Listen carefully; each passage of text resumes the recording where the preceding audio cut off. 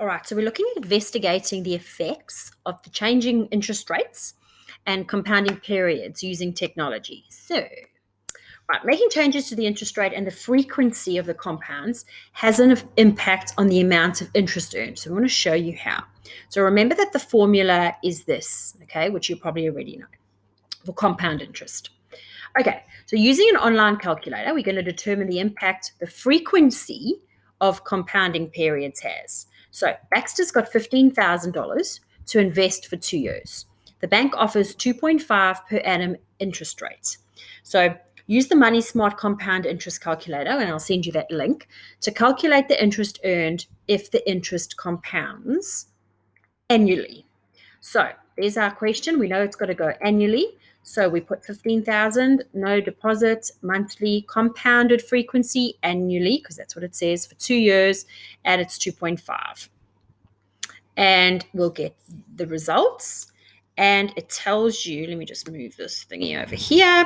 It tells you the total interest is $759. So there you go. Total interest is $759 when compounded annually. Okay, so he makes $759 in 2 years.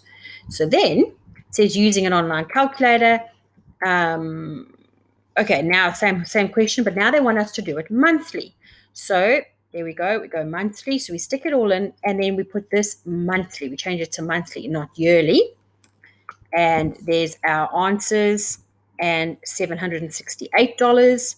So our answer is total interest is $768 when compounded monthly.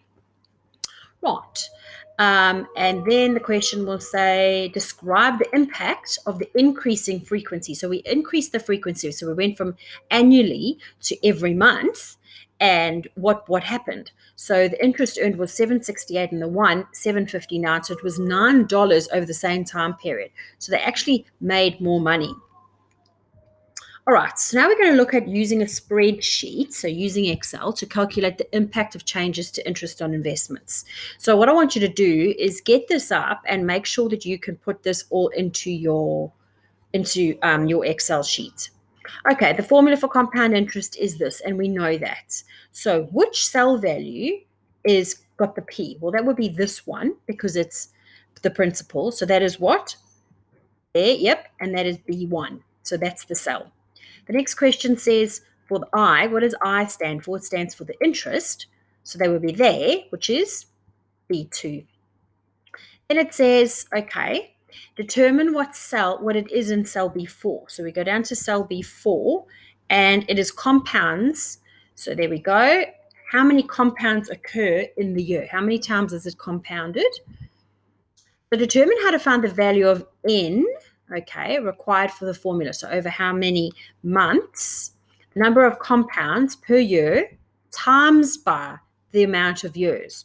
So what we would do is we would find the number of compounds, the number of years, and then the number of compounds, and we would times those two together.